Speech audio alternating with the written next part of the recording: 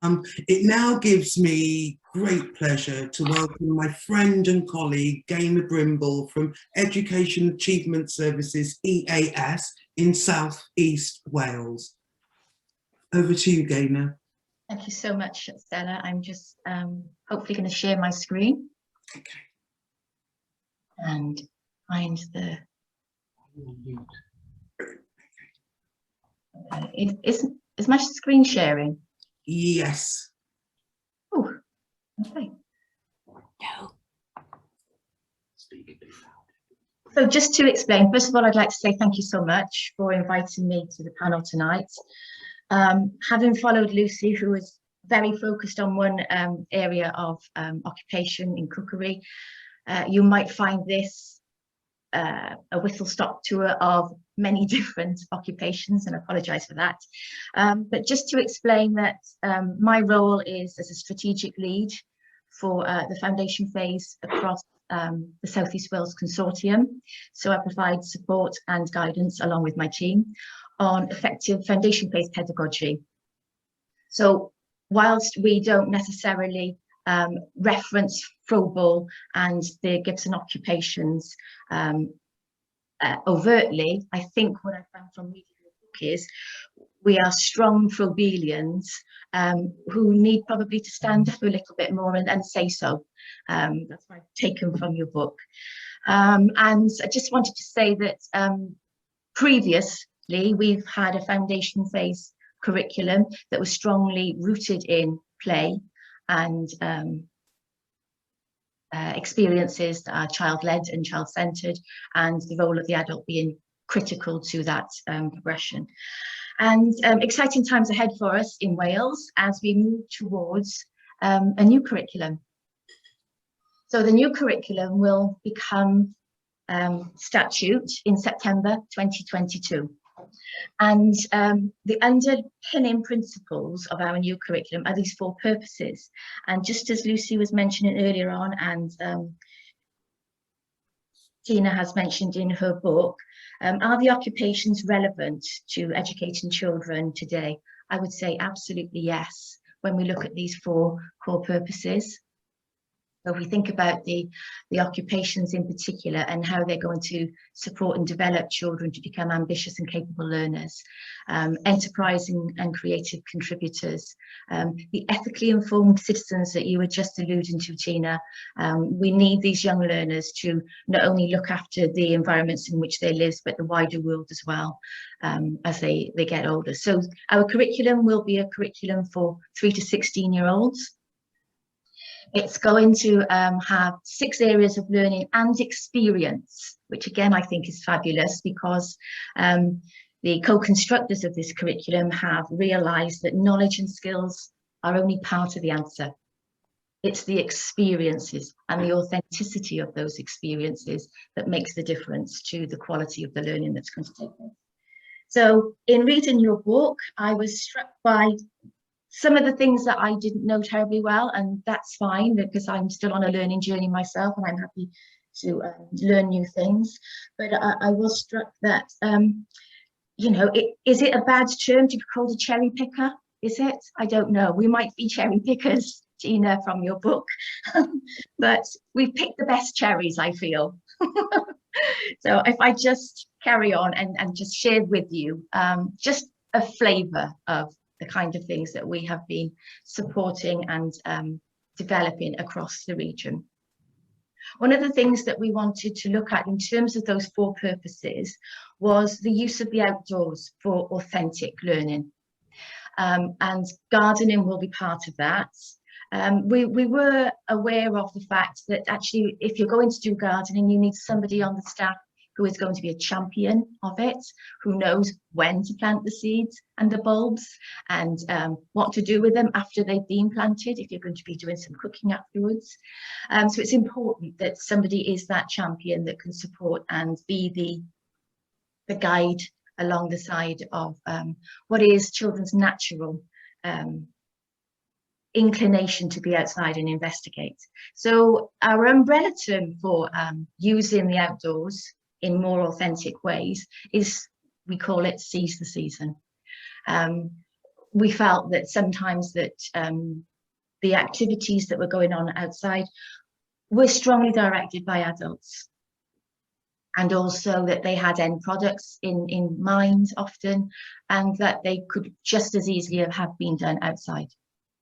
So Season the Season really just is what it says on the tin. It's making the most of the opportunities that the seasons afford you.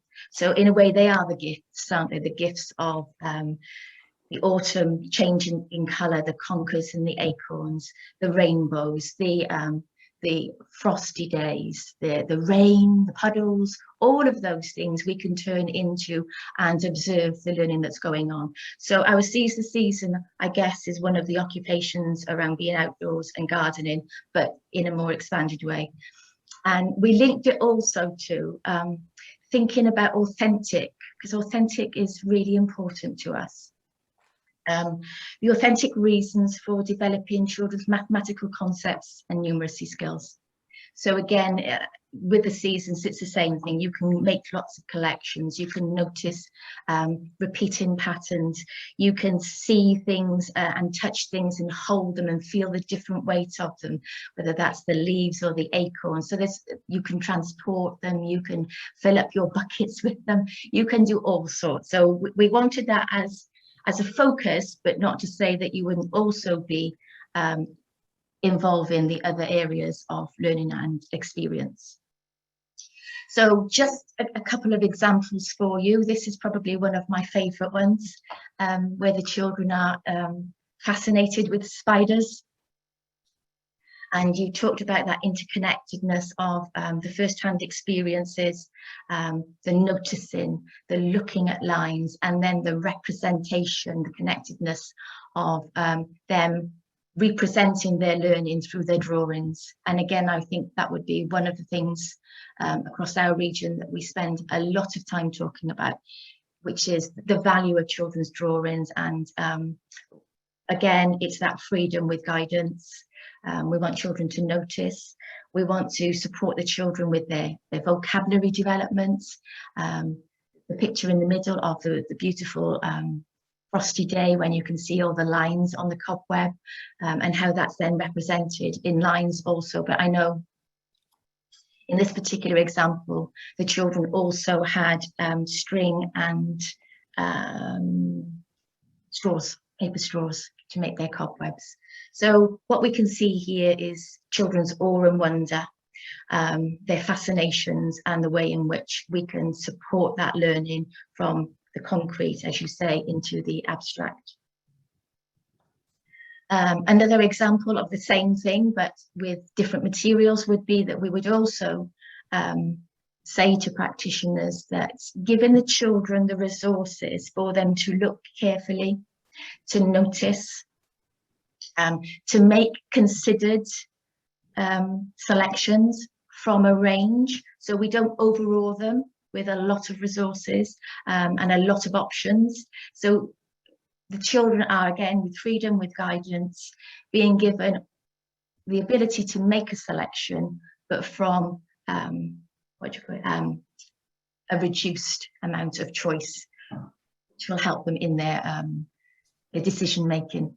And I think that's another important thing that's come through your book, as you say, children making connections and selections, and developing their thinking skills as they're going in a creative activity. So here we have the children being creative contributors, but actually they're developing their language skills, they're developing their observation skills, they're talking with each other just as they would have been over the cooking stations in Lucy's presentation. Talk happens here too. Talk happens everywhere. But we would also say that it's the responsibility of that nurturing adult to be there to support that language development when it's needed, to give them the specific language when it's needed. So going back to the season, there's probably 100 more things that I could have put down there in terms of the weather, but that whole sense for us of these children becoming ethically informed citizens, who understand how to look after and how to look after the world around them and be interested in it and be the guardians of the future, because they're connected to it. That would be one thing that I would hope that we have taken from Froebel. We have used to impart our passion for learning for the children, and to help them to use today's technology as well. So we've encouraged settings and schools to let the children take the photographs, so that then you can use those photographs as a way of reflecting on what they noticed. They reflect on whether they've taken a good photograph or not, which is good too, so they're developing their thinking skills. And then they can also revisit that learning and that experience, which again develops their thinking. So, you know, we're very happy to have this notion that we're moving children to being more connected to nature. And I think, again, if we think about, as Lucy said, during the recent period, that has been one of the things that schools and settings have used with parents on the daily walk, in the garden, setting up activities that can be done in an authentic context, for looking for things, collecting things, noticing things. And I think what that's also done is actually raise awareness of the parents, of how enjoyable it was, how nice it was to be with their children where there was no pressure to have an outcome. I think in the beginning of lockdown, they were very keen to have printed worksheets and things to do that showed that they'd been working, whereas now there's anecdotal evidence that certainly parents are really realizing the value of play and playful learning. Very similar to what Lucy was saying, you know, we're still wanting to develop children's literacy skills, but in authentic contexts, and using the seasonal books would help us. These are just a few more of the other occupations that we highly value within our region. So thanks to having the wonderful Pete Morehouse come along and do training with us on several occasions now, we have many 3 and 4 year olds expertly using authentic tools and resources to make and create in the woodwork area. We have strong, I feel, pedagogy around block play. And as I said, the element of drawing and representing their thinking in media is another strong theme that we would pick out. So your book, that's just the same really, your book has made me think, I'll whip through, about what we do as training providers. We certainly spent a lot of time thinking about observation, and that's critical in your book and in Froebel's teachings. And I guess my reflection is whether you would agree with me. I love this photograph. It's divine. It's like a gift on a plate to you, Tina, to say thank you. But whether you'd agree with us that we have been demonstrating Froebelian principles and practices without necessarily labeling them as such. And I'd be very, very happy to have your thoughts on that. So thank you so much. Thank you. Well, now, oh gosh, Gaynor, that was so lovely. I've been sort of jotting things down while you've been speaking. And now, can you hear me all right? Yes, that's lovely. I was going to start, I wanted to say Borida. Borida, you should have said North Star now. Oh, sorry. Well, it's okay.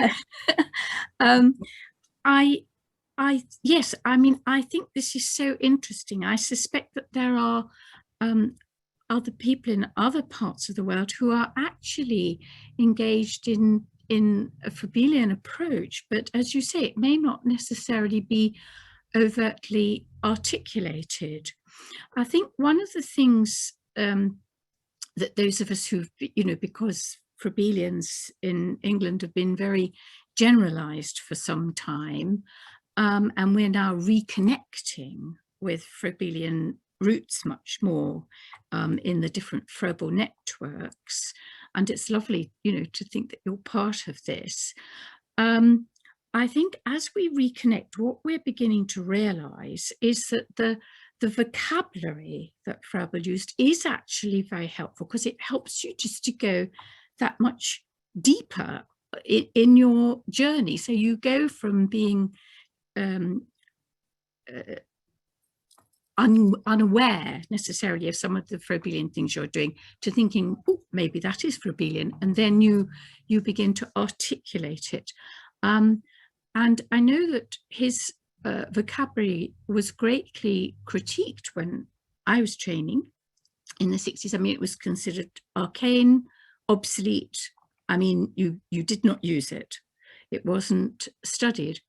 But I think we're unearthing buried treasure here, Gaynor. And you see, I got very excited. I mean, I think that the Froebelian approach sits beautifully with the new 3 to 16 framework, which you introduced to us. I actually think that you're giving children more possibilities for creativity than you articulated, because when I see all these lovely slides and I see all the wonderful things that children are in fact being offered, I don't think it's as constrained as you're suggesting. I actually think that rather than constraining what you're offering to children, people are thinking very carefully about how it can be offered authentically.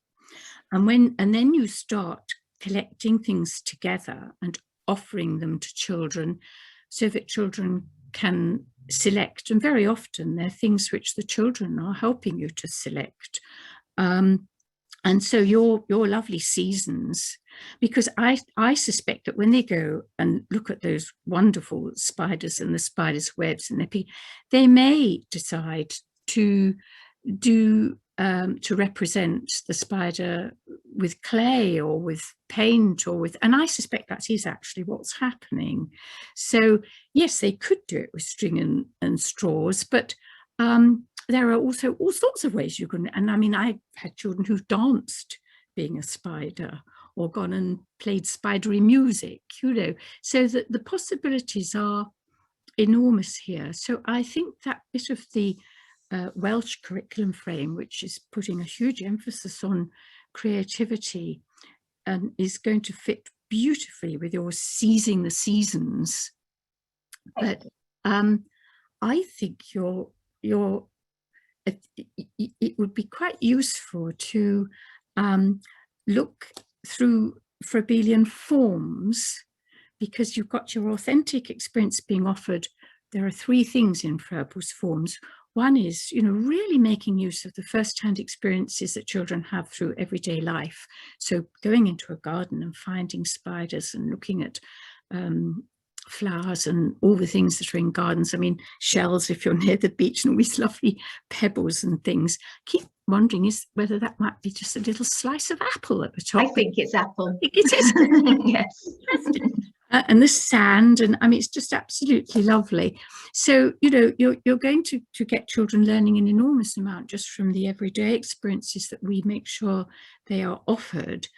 And children are finding harmony and the beauty, the symmetry, those sorts of things as they do that. And Froebel summarised that as the beauty. Well, I think you've got that in this slide that we're looking at. And the knowledge, the real knowledge. And I think that's where you talked about no pressure for outcomes. I think you're going hugely in that direction, which is so important, because you actually get better outcomes when you don't put pressure to get the outcomes. So if children have got a range of ways that they can make spiders, or we don't know, I mean, that could be flowers growing in a garden, it could be people in a crowd, it could be a virus, a coronavirus. You know, children they've been doing, or it could be a sea creatures in the sea. It could be so many different things. But if children have had the authentic experience, the everyday experience, they enjoy the beauty with adults who are exercising freedom with guidance and helping them to see that and articulate it. As you say, the vocabulary building that you talked about.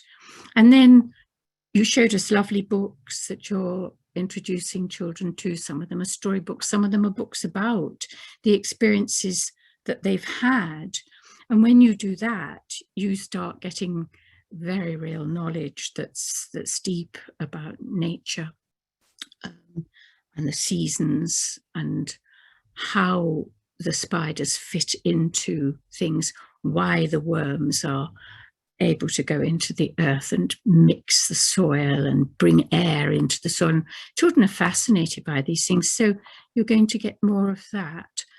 So although you gave the example of the string and the straws, what I think you've shown in many of the other slides is that what you're doing is much bigger than that. So I think I'd replace the word constrain with the Froebelian forms, because I think that's actually what you're doing. I'm really proud now. I think you are being very Froebelian, and thank you so much. It's not cherry picking. It's you're going deeper. And I think, thank you, because I was worried that we were cherry picking. I will tell you, I was a little bit worried. No, and I've homed in on the creative bit, but I think it's there's so many things that you are doing, and I think the curriculum frame will lend itself to you going deeper and deeper into the Froebelian. It's very exciting, isn't it? Thank you so much.